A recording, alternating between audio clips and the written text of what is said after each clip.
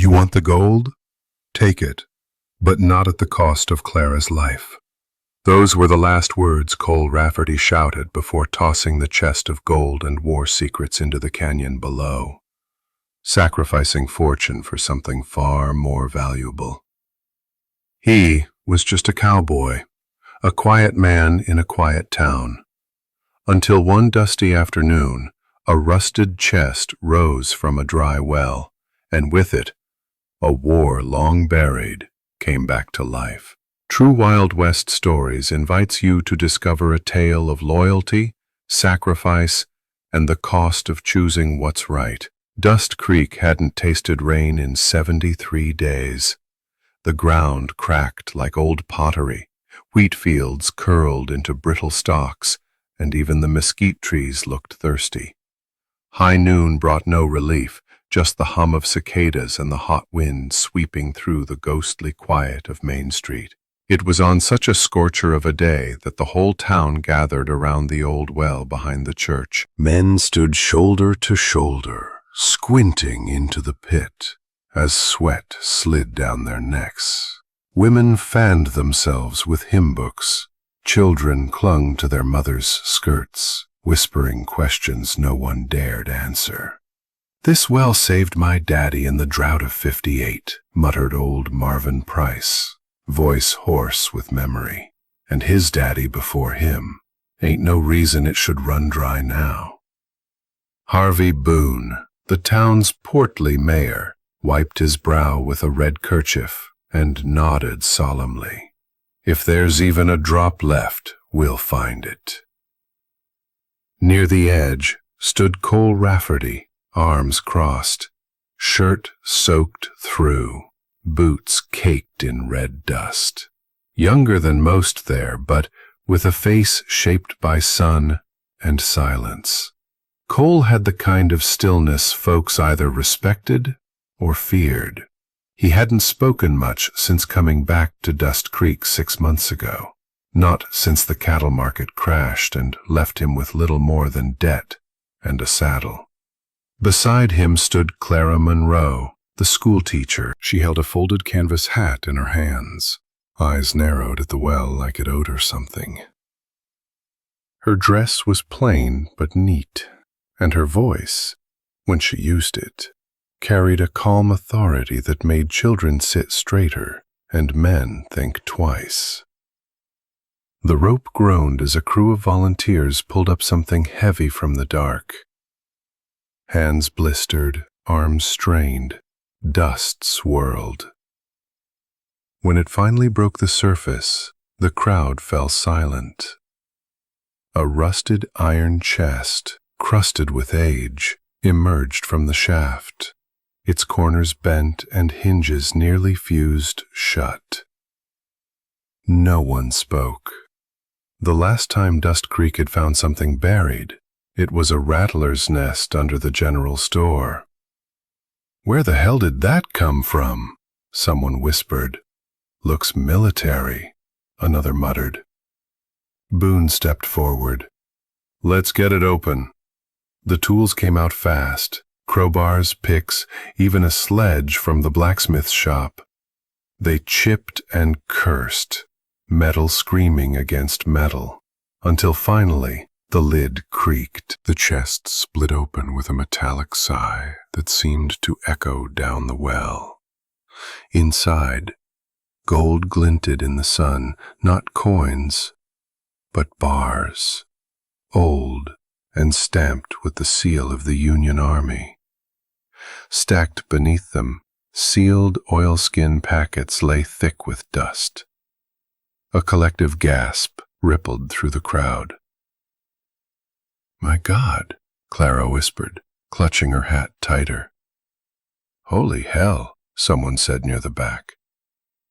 Boone leaned in, pulled one of the oilskin envelopes free, and unrolled a weathered set of documents. The paper crackled, edges yellowed, but the ink remained sharp. Rail lines, military symbols, coordinates. "This ain't just treasure," he murmured. This is history." And then, from behind the crowd, Jed Harlow stepped forward. He looked smaller than folks remembered, his back bent with age, his eyes sunken but alert. A Union veteran, Jed rarely spoke unless whiskey was involved. But now, he stared at the documents like a ghost from his own past. He reached for one map with trembling hands. "I remember this," he said, voice raw. "I carried copies like this in Virginia." This was the alternate route, the one they said was lost when the war ended. People turned toward him, breath held. Jed looked up, eyes wide. This here? This was the railroad plan they buried, the one meant to reshape the West. A hush settled over Dust Creek. The heat no longer mattered. What had been just a dried-up well was now a Pandora's box. Gold, secrets, power. Cole glanced at Clara. Her face was unreadable. Around them, eyes began to shift, not toward the sun or the well or the sky, but toward the chest, toward what it meant. Greed flickered. Wonder mixed with dread. No one said it, but everyone felt it. Everything in Dust Creek just changed. By sundown, the news had spread like wildfire. The Rusty Spur Saloon, usually half empty this time of day, was packed wall to wall. Miners, ranchers, railmen, and widows, even the preacher, all crowded into the smoke-haze room, craning their necks for a whisper of what was found. The air reeked of sweat and whiskey. A banjo player tried his best to cut through the chatter, but his off-key twangs were drowned out by gossip thick as molasses. At the far end, behind the long oak bar worn smooth by time and spilled drinks, Walt Carver watched with quiet detachment. He'd run the Spur for over 20 years and had seen the town celebrate, mourn, and nearly kill itself during the drought of '93. But tonight smelled like trouble. He poured another bourbon for a customer and muttered, "Never seen a town get drunk on rumors so damn fast." At a corner table sat Harvey Boone, still wearing his mayor's sash like it meant something. Across from him lounged Silas McGraw, Dust Creek's wealthiest landowner. Silas was a sharp-dressed man with thick silver hair and eyes that saw everything and gave nothing. His voice was slow, deliberate, like syrup being poured. "I say we don't waste time," Silas drawled. "That chest is our ticket to salvation. Gold like that could build roads, hire men, bring the railroad back our way." Boone frowned. "Or it could tear this place apart. Folks are already eyeing each other sideways. We need to seal it up, lock it tight." Silas chuckled, sipping his drink. Harvey, you're thinking too small. You want to preserve a ghost town, or you want to build a future?" Walt refilled a glass, pretending not to listen. But he was listening. He always did. His eyes scanned the room, catching every clenched jaw, every glint of greed. Near the fireplace, Jed Harlow nursed a cup of weak coffee, ignored as usual, despite being the only one who really understood the documents in that chest. Silas leaned forward. "Mark my words, Harvey. If we don't act now, someone else will. That gold's not going to sit quiet forever." Boone stiffened. "I already filed a lock order with the county office. The contents of that chest are under town jurisdiction until we figure this out legally." The room reacted like a poke to a beehive. "Hell with that!" someone yelled. "That gold belongs to the people!" another barked. Fists slammed tables, dice clattered to the floor, even the banjo stopped. Amid the noise, Walt stepped from behind the bar. He didn't speak. He just walked to a corner where a scrawny little boy stood alone, face smudged with dust, eyes too wide for his age. Walt reached into his apron and pulled out a warm biscuit, handing it to the child without a word. The boy grabbed it like a starving pup, devouring it in seconds. Walt's eyes softened, just for a second. Then he turned back to the bar like nothing happened. Boone stood, raising both hands. "Enough!" Silence crawled in, slow and unwilling. "We can argue till our tongues fall off," Boone said, voice loud and clear. "But we need order." No one touches that chest. No one opens it. And only one person holds the key. Heads turned. Boone scanned the crowd, jaw tight. Cole Rafferty. He found it. He's neutral. He's the only one I trust. Murmurs turned into shouts. Rafferty? That loner? He ain't even lived here long. He's a cowpoke with debts. Boone didn't budge. That's my decision. You got a problem? Run for mayor next year. Walt leaned on the bar again, polishing a glass. His face gave nothing away, but inside he could feel it, the tremor beneath the town's skin. This wasn't about gold. It was about control, about fear dressed up as ambition. Behind him, the boy licked crumbs from his fingers, watching the adults with big, unblinking eyes. Outside, the wind kicked up dust in the street, whistling through the gaps in the old wood slats like a warning no one wanted to hear. And in the saloon, under gaslight and the smell of whiskey, Dust Creek began to split at the seams. The iron key felt heavier than it should. Cole Rafferty stood in the flickering light of the chapel cellar, rough fingers wrapped around cold metal as if the thing might burn or bite. He said nothing, but his silence was louder than a scream. Around him the others waited, watching, breathing, judging.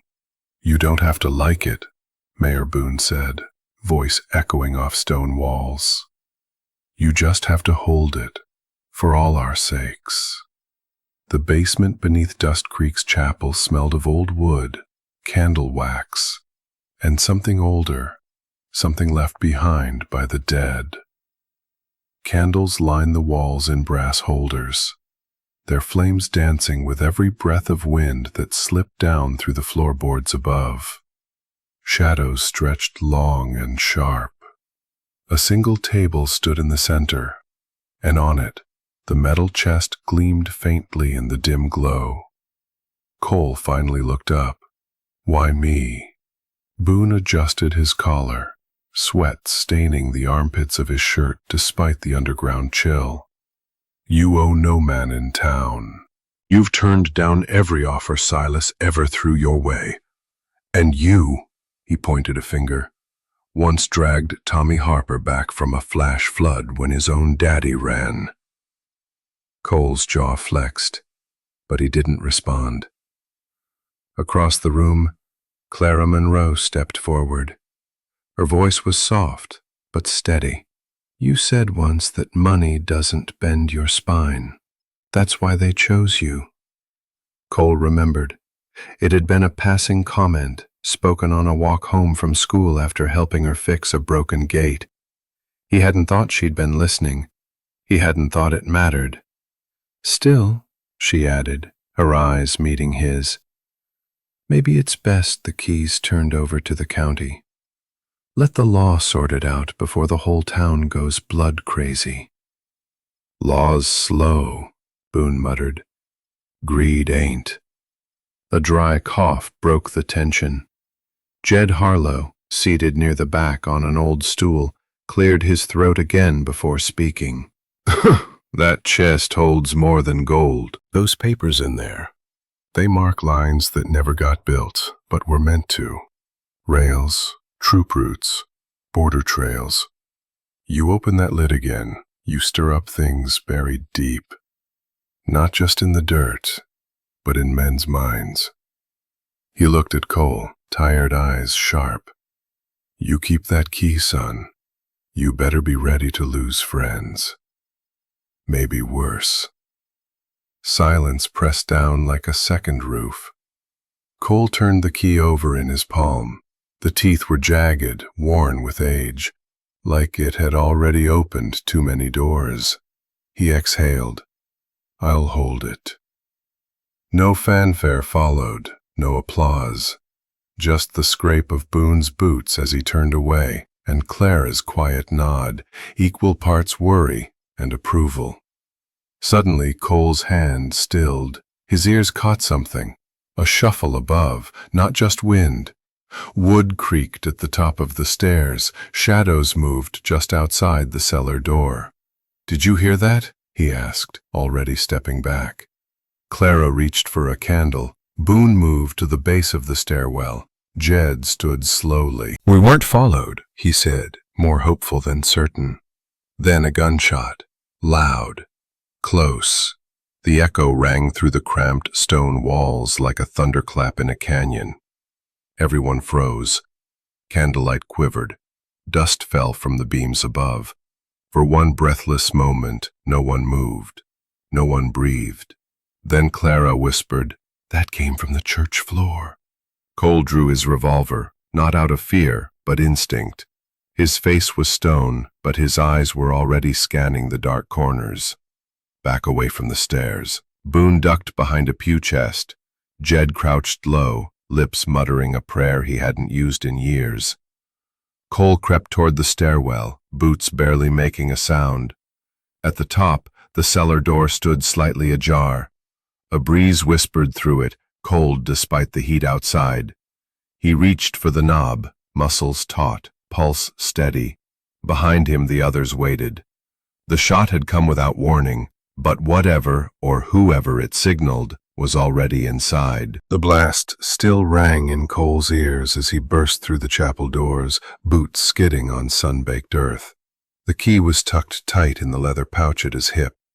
His horse, Dusty, reared at the noise, nostrils flaring, wild-eyed. Then came the second shot. Cole didn't look back. He mounted in one smooth motion just as a bullet kicked up dust inches from his boot. Dusty neighed sharp and bolted, hooves thundering against the red dirt road that cut through Dust Creek like a scar. Once this stretch had been peaceful. Kids raced stick horses, lovers strolled under starlight. Now it was a hunting ground. A bullet tore past his head. "Go!" Cole hissed, heels digging in. Behind him, riders gave chase.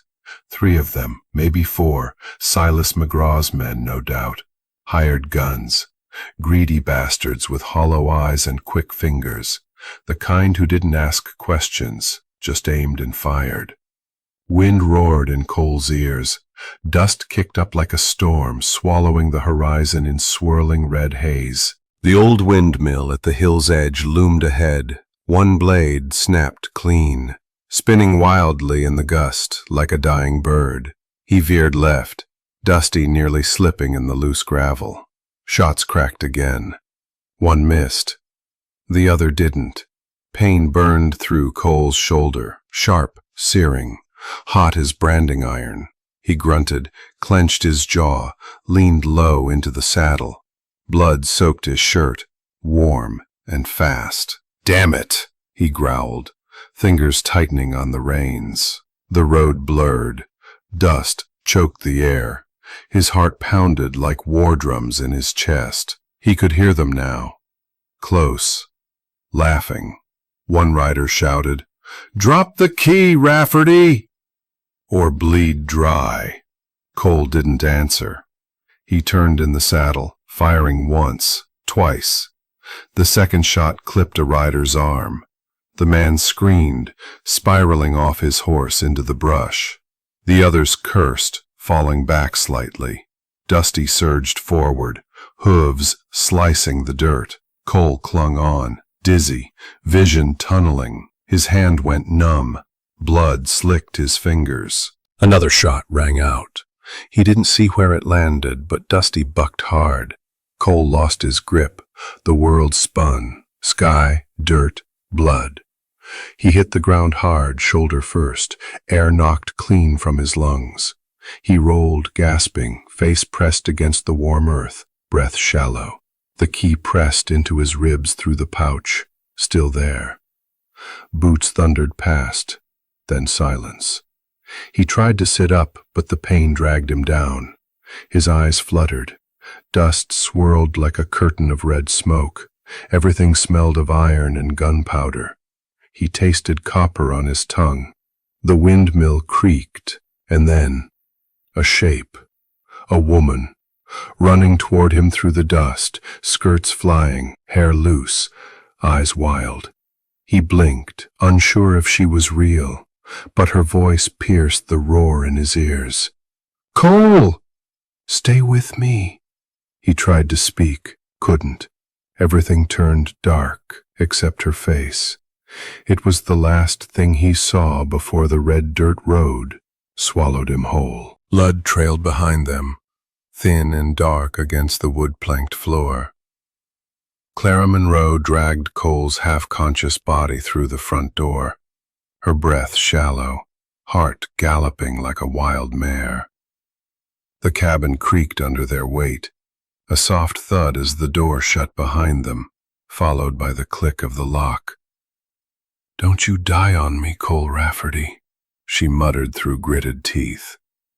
The small wooden cabin, nestled behind an overgrown fence line and 2 aging oak trees, smelled faintly of sage and smoke.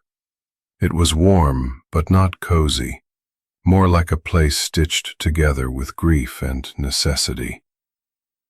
A fire crackled low in the hearth. Family portraits lined the mantel, faded and sepia-toned, watching in silence. She eased Cole down onto the settee. His shirt was soaked in blood, the fabric clinging to his shoulder like burnt skin. "You're lucky the bullet went clean through," she said, already lighting the oil lamp and pulling a sewing kit from a tin box under the stairs. Cole groaned. "Never did like being lucky." "That's because luck doesn't like fools," she shot back, dousing a rag in whiskey. He hissed, and she pressed the soaked cloth to his wound. "Sweet mercy, Clara. Warn a man. You've been shot, Cole, not kissed." Her voice was firm, but her hands were steady, and for a moment that steadiness was the only thing anchoring him. She worked in silence, threading a needle with practiced fingers. Outside, the wind howled low through the trees, rattling a loose shutter. The fire popped. The lamp flickered. "Why you?" she asked finally, not looking up. "Why did Boone give you that damn key?" He didn't answer right away. When he did, his voice was low, raw. "I didn't want it." "Hell, Clara. I told him I wasn't the man for it. But Boone said I owed no one, that I was clean." He winced as the needle went through.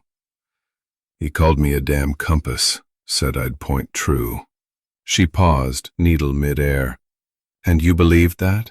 I didn't have time to argue. She knotted the thread, leaned back, and looked him in the eyes. "You should have run." "I tried." Silence stretched between them, thick and hot like the blood drying on his skin. The fire crackled again, casting long shadows across the cabin walls. "I saw my father die," Clara said suddenly. Her voice was flat, like a stone skipping across water. "In the war. Shot in the chest, right in front of me. He was trying to protect a chest like that. Letters, roots, promises made by men who never came back to honor them." Cole's face softened. "I'm sorry. You should be," she said, but her tone lacked venom. She reached for a blanket and covered him. "Because history doesn't just repeat, Cole. It hunts." The room dimmed as the oil lamp sputtered. Outside, the wind picked up. A shutter banged, once, twice, then 3 sharp knocks at the door.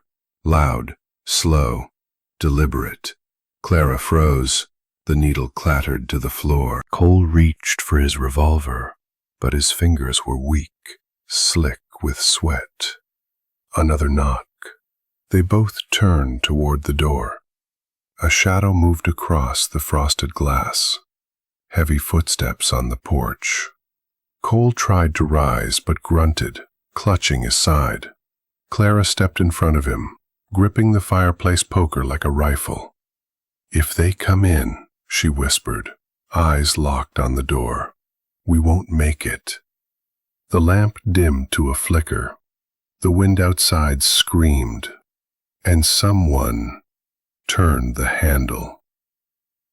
The torches burned like judgment itself, casting wild, flickering shadows across the weathered buildings of Dust Creek's town square. The crowd gathered in tense silence, faces grim, eyes darting between neighbors who, until recently, shared loaves and laughter. Now, they clutched rifles instead of bread. Mayor Harvey Boone stood atop the steps of the town hall, his coat open, hat clutched to his chest. Sweat clung to his forehead, though the night air had turned cool. His voice, once commanding, trembled as he raised it above the murmurs. "This town has endured drought, plague, and war, but never have I seen it at war with itself." Someone scoffed from the crowd. "Because you ain't looked hard enough," a voice snarled, deep, slow, familiar. Silas McGraw, dressed in black with a gold watch chain dangling from his vest, stepped forward from the torchlight like a shadow given form. He didn't raise his voice. He didn't need to. People made room for him like grass parting before a fire. "I say," Silas continued, hands behind his back, "we put the contents of that box to use. A railroad line through Dust Creek. That's progress. That's prosperity." Boone shook his head.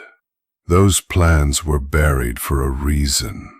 Blood was spilled over them, and more will be if we don't act with caution."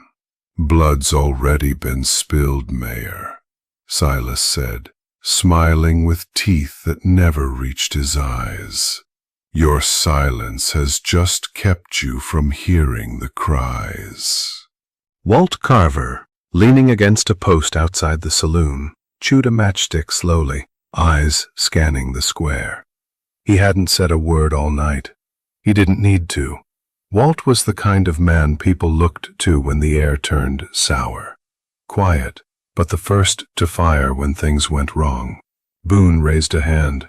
"We seal the chest. Tonight. No one touches it until the governor sends men." Murmurs broke into open shouts. A woman screamed, "You want to give it to the damn government? They'll rob us clean!" From the shadows near the general store, Mabel Grant, Dust Creek's widowed schoolteacher, spoke out. "We should vote, not scream, not threaten." But her voice was swallowed by the rising tide of fear. "You all know where I stand," Silas called. "You help me build this line, I make sure every man here owns a stake, land, gold, futures for your children." As if on cue, the cry of a child echoed from the basement of the church, barely audible through the chaos. The townspeople shifted uneasily. A few men lowered their guns. Women held each other. Then, a gunshot. Sharp, close. A man dropped to his knees near the well, hands grasping his chest. Blood bloomed through his shirt like ink in water. He collapsed. Silence fell like a curtain. Someone screamed. Boone froze, staring at the body. "Who fired?" he shouted, voice cracking. No answer. Walt stepped forward slowly. "Whoever did it ain't shooting for gold," he muttered. "They're shooting for fire." From the west, over the rise behind the church, came the sound no one wanted to hear. Hoofbeats. Fast. Many. The ground trembled. Torches flickered. "Get to cover!" Boone roared, but it was too late. The McGraw gang came roaring down the road like a flood. Faces masked, guns drawn, eyes wild.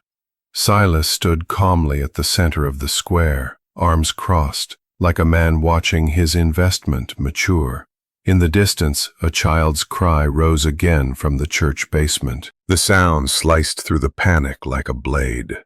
Silas McGraw stood at the heart of the square, the firelight licking his boots and casting his shadow long and crooked across the packed dirt. In his hand, he held a folded parchment, crisp and clean, in stark contrast to the worn, cracked hands of the townspeople that surrounded him. "Dust Creek," he began, voice smooth as bourbon. "I offer you more than words tonight." He unfurled the parchment with dramatic care. It snapped in the wind like a battle flag. "This here is a mining contract, signed and sealed by the Midland and Union Rail Company. They're ready to send men, rails, and money the moment we prove we've got something worth digging." He let the words sink in. Gold, folks. And jobs. 50, maybe 100. No more watching your children starve. No more dust in your teeth and empty plates come Sunday dinner. Murmurs rippled through the crowd. A few stepped closer. Boone stood stiff at the edge of the torchlight, jaw tight. He had no contract, no silver tongue, just fading authority and a revolver he hadn't drawn in years. Clara Monroe stood near the chapel steps, arms crossed, her voice calm but cutting. "And who holds the pen, Silas?" she asked. "You, or the company that never heard of Dust Creek before today?" Silas turned toward her slowly, lips curled into a smile too polished to be sincere. "Why, Clara," he said, "we all hold the pen. But someone's got to guide the hand." "You mean twist the wrist," she shot back. "You've bought half this town already. How much more do you want?" His expression darkened, just for a moment. Then he raised the contract. "I want prosperity. I want Dust Creek to matter again. And I'm offering you all a seat at the table." Boone stepped forward, hesitant. "Even if we agree, what about the room? What about the documents?" Silas shrugged. "We give the company what they need. In exchange, they give us what we never had, power." "You mean what you never had," Clara muttered. The crowd shifted. Faces turned between Clara and Silas like children in a courtroom, unsure where to point their fingers. "I'll say it plain," Silas declared, voice booming. "We hand over the chest. We strike the deal. Everyone wins." Someone clapped, then another, but not all. Some faces twisted with doubt, others with greed. A man near the blacksmith's shook his head slowly, while his wife reached for his arm and whispered something urgent. Then Clara stepped closer. "Don't do this," she pleaded to the crowd. "You know what Silas wants. It's not about you. It's never been." The applause died. Silas turned to one of his men and nodded. 2 steps, fast. Then rough hands seized Clara by both arms. Gasps rang out. "What the hell?" Boone shouted, reaching for his revolver. Silas raised his hand casually. "Just a precaution," he said smoothly. "Miss Monroe's got a sharp tongue. Dangerous in times like these. She's not a threat," someone whispered. "But fear is louder than reason." Clara struggled. "You promised jobs, not hostages." Silas didn't answer. The flames behind him roared as the night wind picked up, scattering sparks across the square. Then, a sound, a cocked hammer. From the darkness near the old barn came a voice like gravel dragged across stone. "Let her go." All heads turned. Cole Rafferty stepped into the light, shirt blood-stained, one arm still wrapped in bandage, the other steady as stone. His revolver was aimed dead at Silas's chest. Gasps echoed through the square. A child whimpered. Boone froze. "Let her go," Cole repeated, teeth clenched. Silas narrowed his eyes. The fire cracked between them, and for the first time that night, he didn't smile. The shot rang out like thunder, but the bullet didn't find flesh. It struck the torch planted near Silas's boots, sending it tumbling into the dust. Sparks flew, embers danced, and the sudden darkness twisted every shadow into menace. Gasps rippled through the crowd as men reached for weapons, others for loved ones. Cole's voice cut through the chaos like a whip. "I don't kill without cause, but I don't back down either." Silas didn't blink. His eyes burned with rage, jaw set tight enough to crack teeth. Clara stood behind Cole now, breath shallow, hands shaking, but her gaze held firm. Around them, the square began to unravel. Children wailed, a woman screamed, someone shoved past Boone, knocking over a barrel of rainwater. The flames of nearby torches flickered wildly as townsfolk scattered like dry leaves in a windstorm.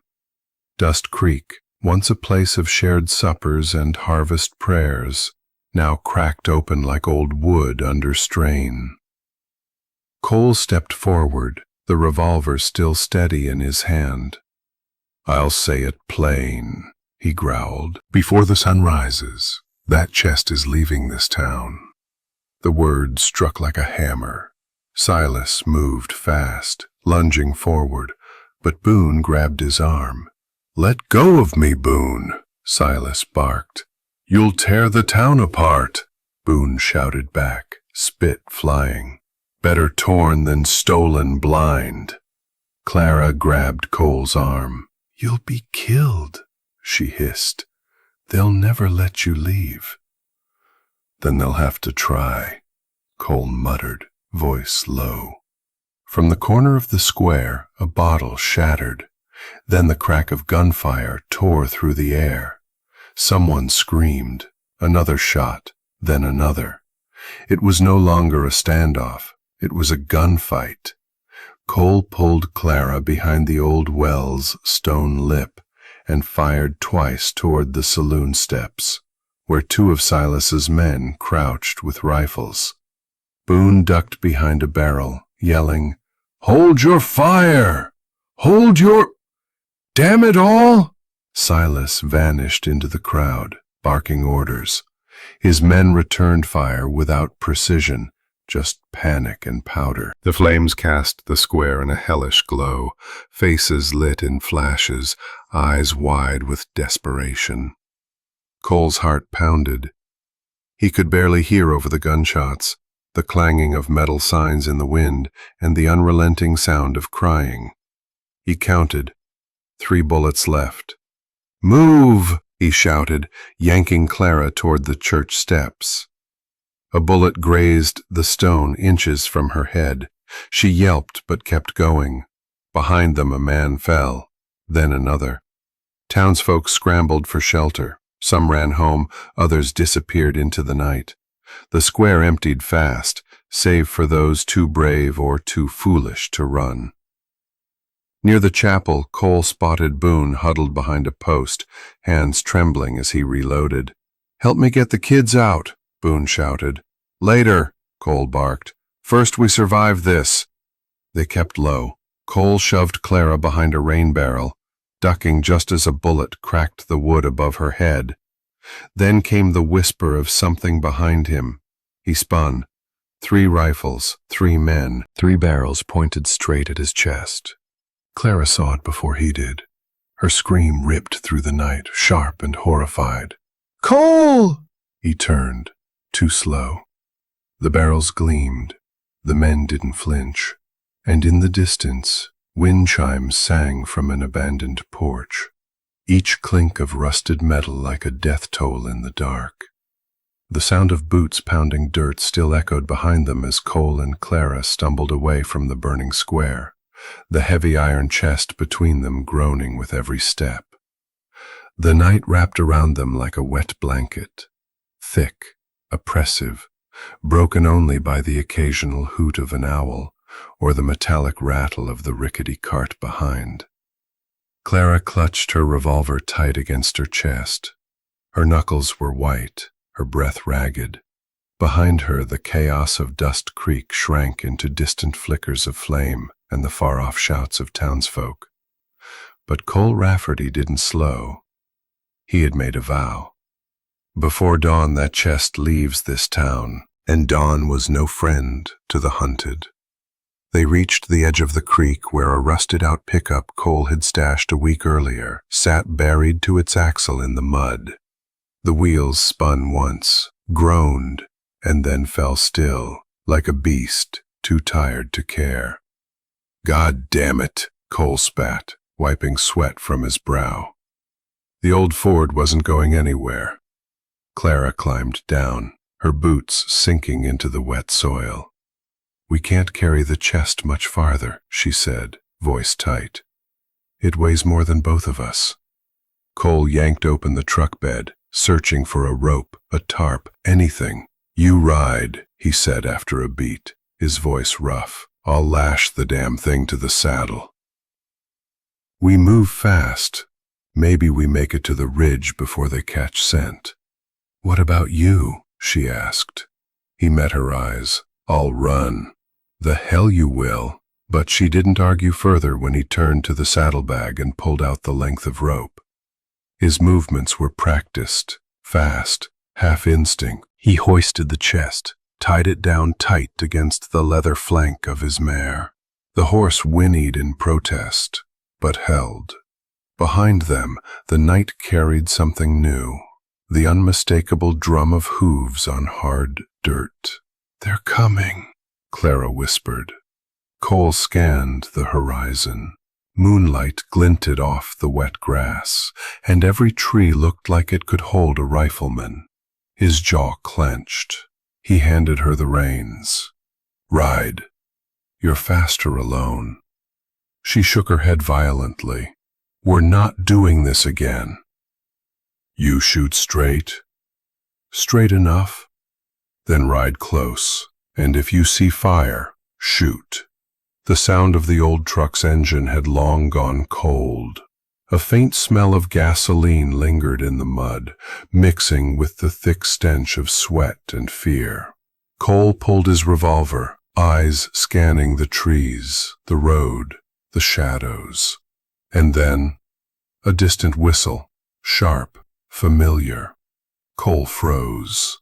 It was a signal, the kind used during cattle drives and ambushes. Clara's breath caught. "They've split up," he nodded grimly. "Silas is hunting like he used to in the war. Flankers, pincer moves." The chest rattled against the saddle as the mare shifted nervously. Clara mounted. "We have to move."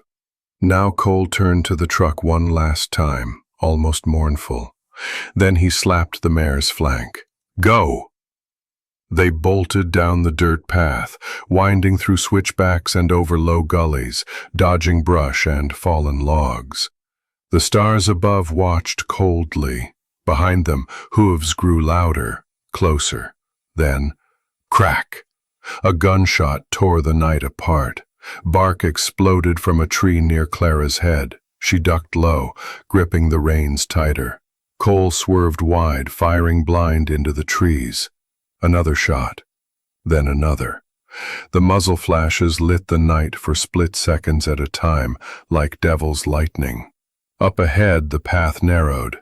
Thick mud pulled at the mare's hooves. The chest bounced dangerously, threatening to break loose.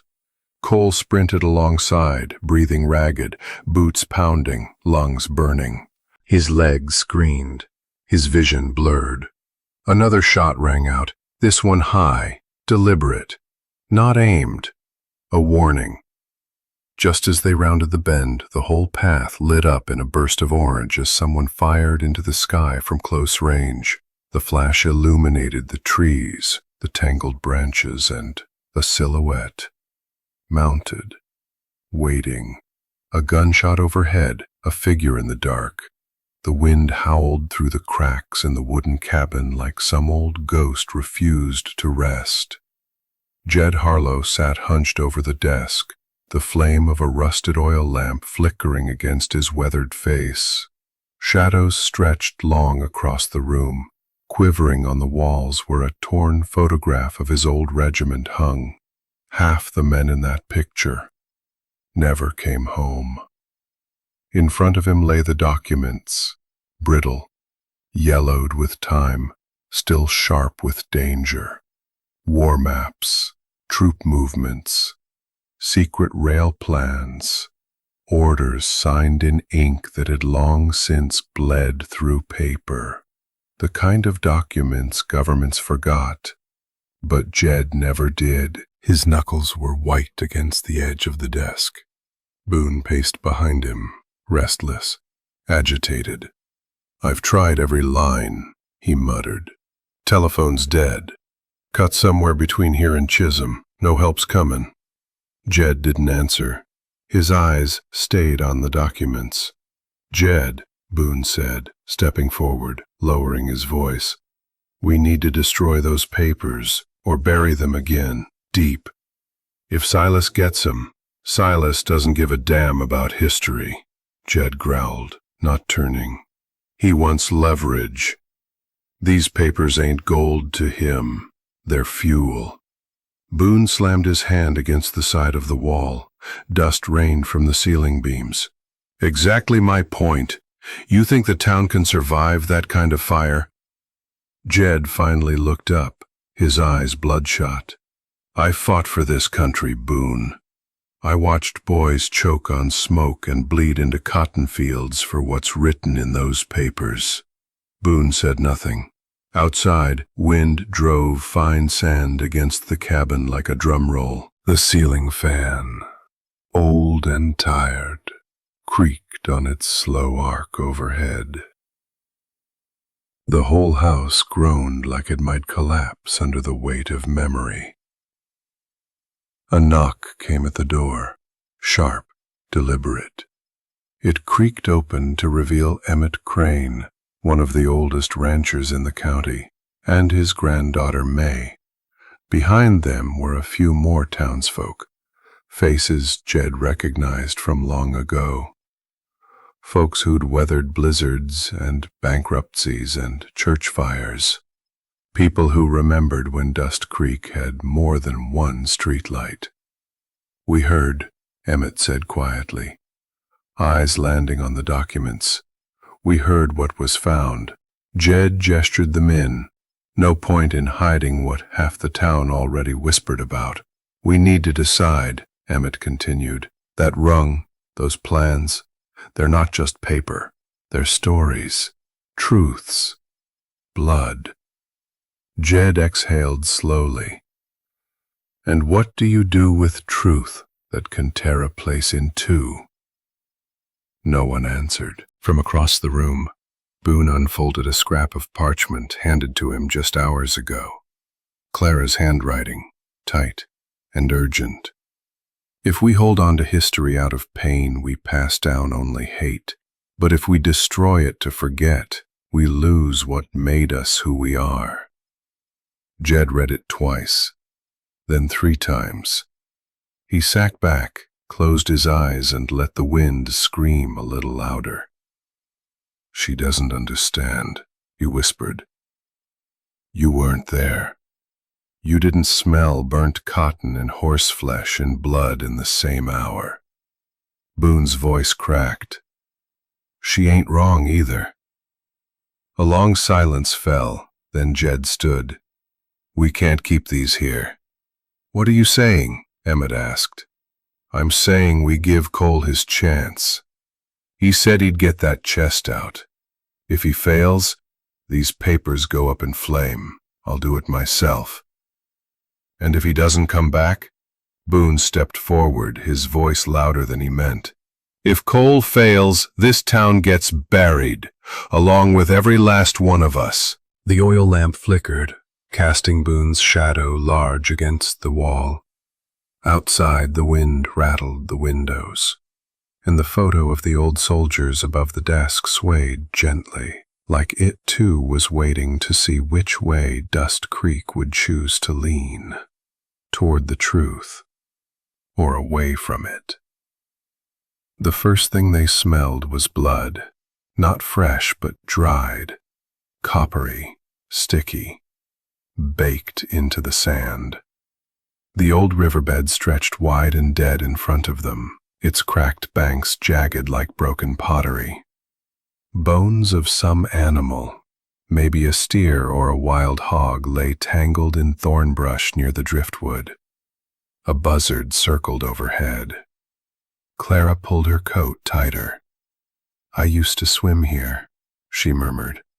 "When I was 10, Daddy would bring me down after church, let me splash in the shallow end." This place felt endless back then. Cole nodded, breathing hard. The wound in his side had reopened, darkening his shirt again.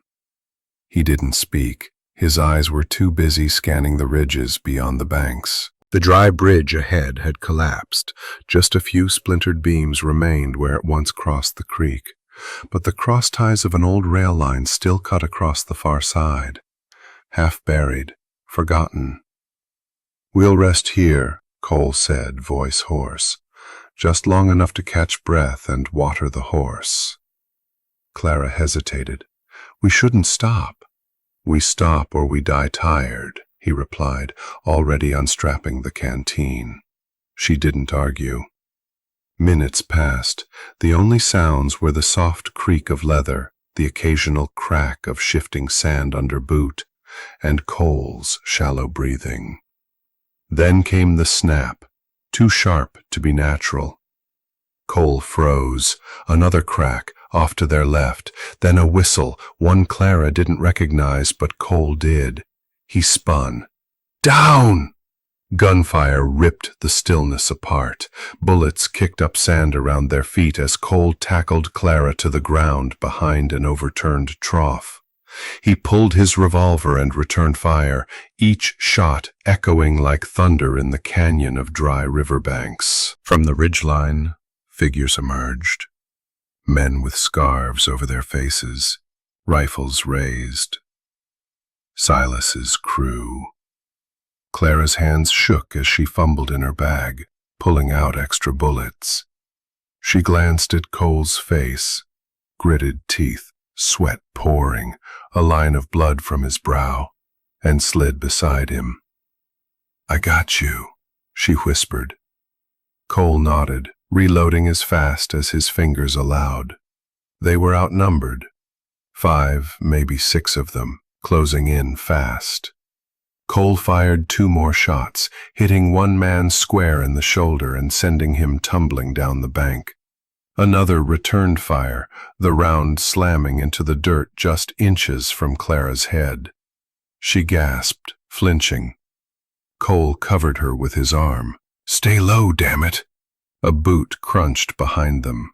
Clara turned. Too late. A figure lunged from behind a twisted mesquite tree, grabbing her by the shoulder, yanking her to her feet. Her scream cut the air like a blade. "Let go of me!" Cole spun, eyes wide. The man had Clara, gun at her temple. Cole didn't hesitate. Bang! The shot echoed and the man dropped, lifeless before he hit the dirt. Clara stumbled back, staring in horror at the blood pooling in the sand. But Cole didn't get to see her reaction. Crack! The force of the bullet knocked him off his feet. His back hit the ground hard, eyes to the sky, breath stolen from his lungs. "Cole!" Clara's scream cracked through the noise. She scrambled to his side. Blood spread fast across his chest. Not the side this time. The center. High and deep. His mouth moved, but no sound came. Clara pressed her hands against the wound, trembling. "No, no, no, stay with me." Around them, the skirmish had scattered. Silas's men retreated, some wounded, some scared. The smoke drifted low, hugging the dry bed of the river like morning fog in hell. But Clara didn't see them anymore. Her focus was on Cole. And then she noticed something. Boot prints. Not fresh, not from Silas's men either. Too small, too many, and moving east. Across the riverbed where no one had stood during the fight. Another group? Clara's heart pounded. She looked back at Cole, who blinked, slowly, barely conscious. There was more danger ahead, and they weren't alone. The blood wouldn't stop. Clara stumbled toward the small wooden shack, dragging Cole's limp arm over her shoulder. His boots left streaks in the dirt, a red trail soaking into his shirt and down her dress. She kicked the door open with the side of her boot. "Walt!" she cried out, her voice cracking. "Walt, help me!" Inside, the air was warm, still, and heavy with the scent of wood oil and old tobacco.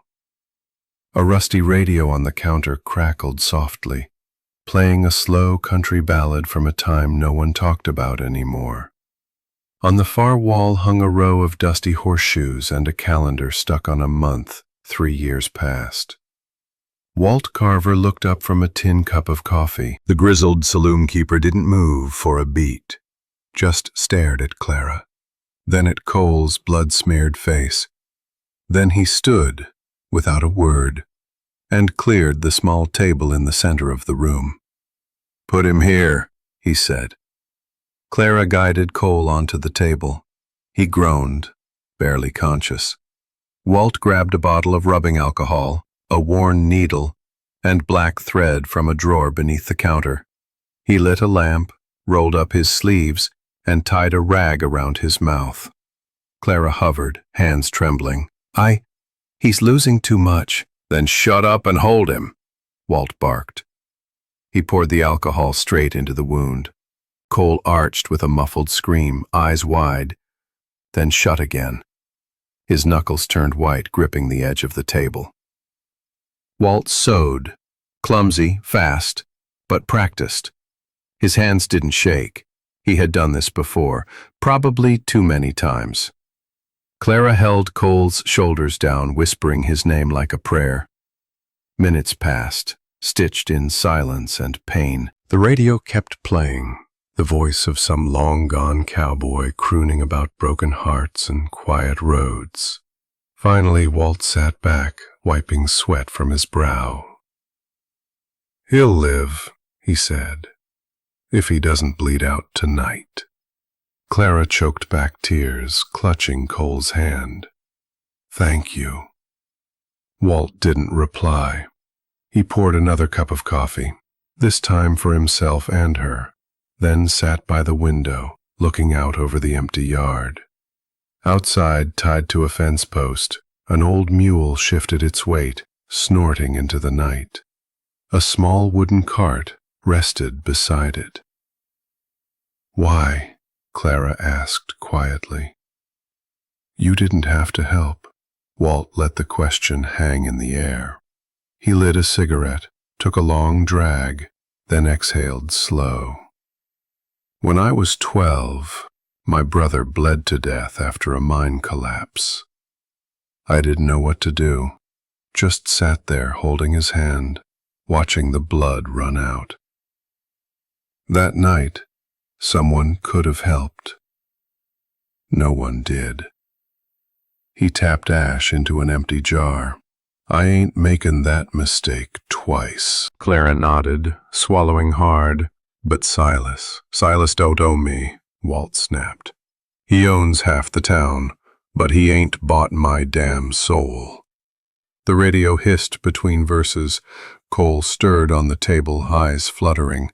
"Clara, I'm here," she whispered, brushing hair from his forehead. He winced. We have to move. They'll find us." "No one's finding anyone tonight," Walt said. "Not if I've got anything to say about it." He stood, walked to the back of the shack, and returned with a leather saddlebag and 2 jugs of water. "I've got a wagon out back," he said. "Old, but sturdy. The mule's slow, but knows the land better than any man alive. He turned to Cole, eyes sharp. There's a trail, cuts through Rattlesnake Gulch. Not many folks know it. Too narrow for horses, but a cart might fit if you balance her right. Clara blinked. Why are you giving us this? Walt sighed. Because if you don't get that ruin out of Dust Creek, this whole town's gonna burn. And I'm too old to rebuild it again. He looked at the lamplight flickering against the walls, then back at Cole. I don't want Dust Creek turning into a damn graveyard. Outside, the wind had died down. The mule pawed at the earth, waiting. And from the radio that old song played on, a tune about redemption, about leaving before dawn. The wagon groaned beneath the weight of the iron chest, its wheels creaking with each jolt over the jagged path. The mule, loyal but sluggish, heaved forward into the narrow gorge, its hooves clacking against the stones. Behind them, the entrance to Rattlesnake Gulch shrank into shadow. Cole sat slumped beside Clara, one hand gripping the reins, the other pressed to his ribs. Every breath was a war. Clara's face was pale in the moonlight, one hand resting near the rifle across her lap. Walt trudged alongside on foot, revolver in one hand, eyes sharp, teeth clenched against the chill. The canyon rose steep on both sides, stone walls clawing toward the sky, cutting off wind and light. Dust Creek was far behind them now, but danger clung close, like fog. Jed's words echoed in Clara's mind. Blood will flow again if that chest survives. It was already flowing. Cole coughed, his body lurching with pain. We're close, he rasped. Once past the split in the gorge, the trail flattens. Clara nodded, but said nothing. The walls seemed to press in tighter with each yard. The mule brayed uneasily. Somewhere above, a pebble skittered down the slope. Walt stopped dead. He looked up. They're here. Without warning, gunfire erupted from the canyon's mouth behind them. Muzzle flashes lit the shadows as bullets smacked into stone. One ripped through the wagon's canvas. Go, Walt shouted. Keep moving. He turned, dropped to one knee, and began firing back. Cole cracked the reins. The mule stumbled forward, frightened but obedient. Clara clung to the wagon's side, ducking low, heart hammering. More shots rang out. One struck Walt in the thigh. He grunted, stumbled, and leaned hard against a boulder. But he didn't stop shooting. He fired until the revolver clicked empty. Then, with a growl, he holstered it, dragged himself up the slope, and disappeared behind a cluster of boulders. What's he doing? Clara cried. Cole didn't answer. Moments later, a thunderous crash shook the canyon. Rocks tumbled from above, smashing down onto the narrow path behind them. Dust rose in clouds. Screams echoed from Silas's men, caught in the slide. Clara looked back, wide-eyed. Walt stood at the top of the ridge, bleeding and swaying, one hand still on a dislodged boulder. His eyes met hers, and he smiled. Then he fell backward, vanishing from view. Walt! Clara screamed. Cole reached for her arm. We've got to go. Now! The wagon jerked forward again, lurching over uneven ground. The trail narrowed, then curved sharply to the right. But they didn't make it far. As they rounded the bend, the wagon groaned to a halt. Blocking the path was Silas McGraw, mounted on a dark gelding, his face shadowed beneath his hat. Behind him stood 5 hired guns, rifles raised, eyes hard. Well, well, Silas drawled. "Thought you could outrun me, Rafferty." Cole slowly reached for his weapon. Clara did the same. Silas clicked his tongue. "Don't. You're outgunned, outnumbered, out of road." He nudged his horse a step forward, the beast snorting in the cold canyon air. "I gave this town a chance at riches," he continued. "You gave them a war." Cole glared, blood trickling from his lip.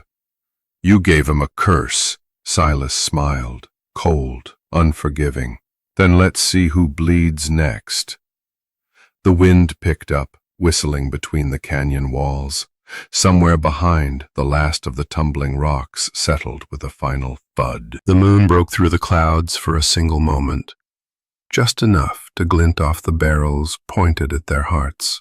The sky bled crimson as dawn clawed its way over the ragged cliffs.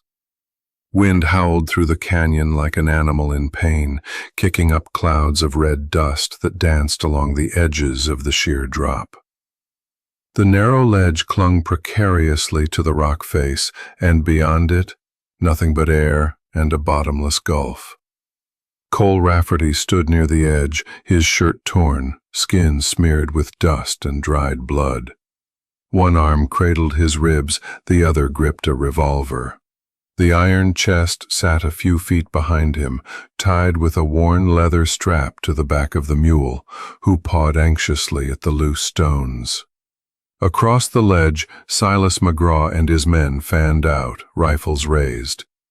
Clara Monroe stood to the side, arms held by one of Silas's brutes, her face streaked with grime, eyes locked on Cole. The wind screamed between them. "Don't be stupid, Rafferty," Silas shouted over the howl. "You hand over that chest, and I let you live. Simple as that." Cole's jaw clenched. He didn't move. Silas took a step forward, boots crunching on gravel. "You know what's in there. That gold, those papers, they can build a future, or destroy one. You want your legacy to be ashes?" Cole's breath came ragged. Every muscle screamed. The gun in his hand felt heavier by the second. He glanced at Clara. Her lips moved, but the wind stole her words. He'd made a promise. Justice over gold. That promise had led him here, to the brink. "Let her go," he said, voice hoarse but steady. Silas barked a dry laugh. "You ain't in a position to negotiate, cowboy." Behind Silas, his men shifted, impatient. One licked his lips. Another checked his rifle. The sun was rising fast now, flooding the ledge in golden light. It caught the corner of the iron chest and made it glow like treasure from an old legend. "Last chance, Rafferty," Silas growled. "Hand it over and walk away." Cole stared at Clara one last time. Her eyes begged him not to fold. He didn't. Instead, he stepped sideways, untied the strap, and dragged the chest toward the edge. "What are you doing?" Silas shouted, voice rising. Cole didn't answer. He looked down into the abyss, wind whistling upward, loose rocks tumbling away into silence. Then he met Silas's gaze. "No one owns this town," Cole said, "and no one ever will." He shoved the chest. It tumbled end over end, catching the sunlight in flashes of gold and rust. Then it was gone, swallowed whole by the chasm. A few seconds later, the sound reached them, a deep, hollow clang of iron on rock, like a funeral bell echoing from the bones of the earth. Silence followed. Even the wind seemed stunned. Silas's face twisted in rage. "You son of a—" He raised his gun. Cole fired first. The ledge erupted in gunfire, cracks and flashes, and the thunder of justice and vengeance all tangled together. Clara ducked, kicking the brute holding her.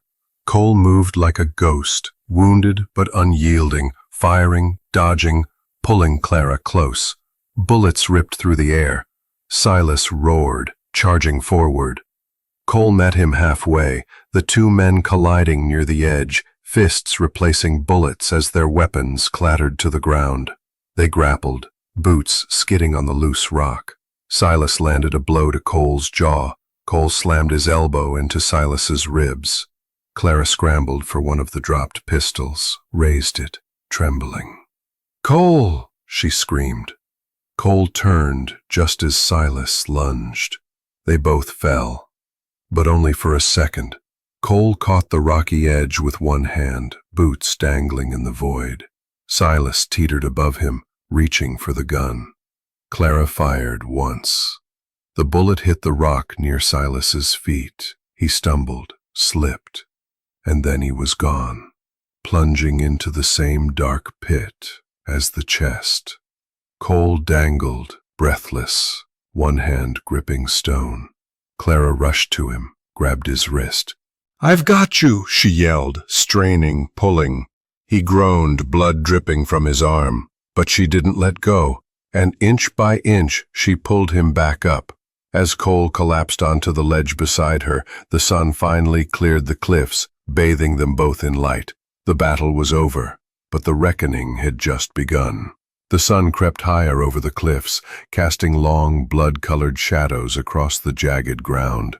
The wind howled through the canyon like a wounded animal, pulling at clothes, hair, and nerves.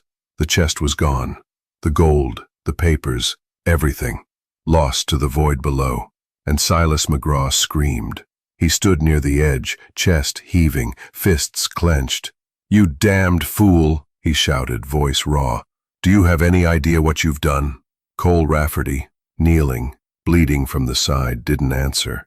Clara crouched beside him, one hand pressing a rag to his wound, the other gripping his shirt as if to anchor him to the earth. Behind Silas, the last of his hired guns had scattered like leaves in the wind. Some dropped their weapons and fled. Others rode out without looking back. Dust Creek's power-hungry tyrant was alone now, alone with nothing left to control. "You killed it!" Silas roared, taking a staggering step toward Cole. "That chest was the future. My future." His boots scraped against the gravel. His face was a twisted mask of fury and madness. Clara stepped in front of Cole. "Stay back," she warned, pistol trembling in her hand. But Silas didn't stop. He charged. Cole pushed Clara aside, rising on shaky legs just in time to meet Silas's body head-on. The two men crashed together, a brutal tangle of fists, blood, and rage. They rolled across the dusty ground, inches from the cliff's edge. Cole's fist connected with Silas's jaw. Silas struck back, slamming his forearm into Cole's ribs. Every movement sent fire through Cole's body. He tasted blood, saw red, felt the hot breath of his enemy on his neck. Clara screamed. The two figures grappled, stumbled, then fell. The ledge crumbled beneath them. Cole caught the edge with one arm, fingers clawing into the rock. Silas's hand grabbed his boot, dragging him down. For a moment, they hung together, one man clinging to life, the other to vengeance. "I'll take you with me," Silas snarled. Cole didn't answer. His free hand reached behind him, grabbed the knife strapped at his back. He swung downward, once, twice. Silas screamed again, not in rage this time, but in fear. His grip loosened, and then he was gone. A blur of limbs, a wail swallowed by wind, and finally, silence. Cole dangled, breathless, blood dripping from his side. Clara crawled to him, reached out. "Give me your hand." He did.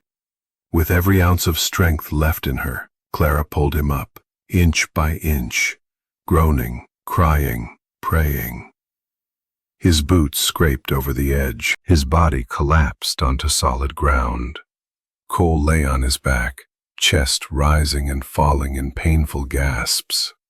Clara fell beside him, cradling his head in her lap, her tears falling onto his dust-covered face. "You going to be okay?"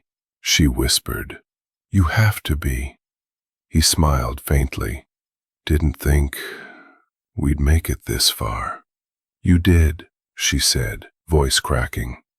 "You kept your word." The wind roared across the ridge, tugging at the torn remains of Cole's shirt. His blood stained her hands, his chest, the ground beneath them. Below, the canyon echoed with silence. Above, the sun rose fully, casting light over the broken land. And in the arms of the only person who still believed in him, Cole Rafferty lay still, his breath shallow, his future uncertain. The church bell rang out across Dust Creek, long and low, its chime echoing off the mountains like a prayer whispered into open skies. The early sun bathed the square in soft gold, and for the first time in many weeks there was no smoke, no gunfire, just peace. Children ran barefoot across the dusty square, chasing one another through beams of light that caught on their tousled hair. A faint breeze carried the smell of weak coffee and warm apple pie from Mabel Grant's windowsill.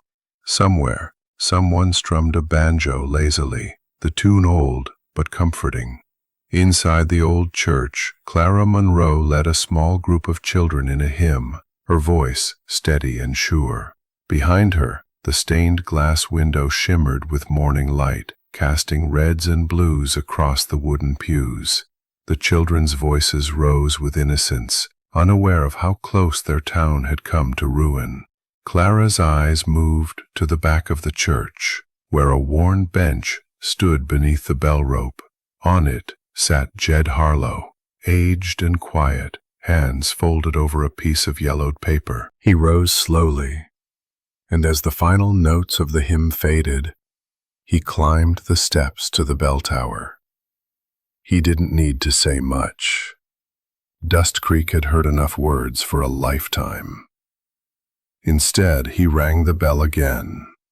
Once, then again, then a third time, and read aloud from the paper in his hands.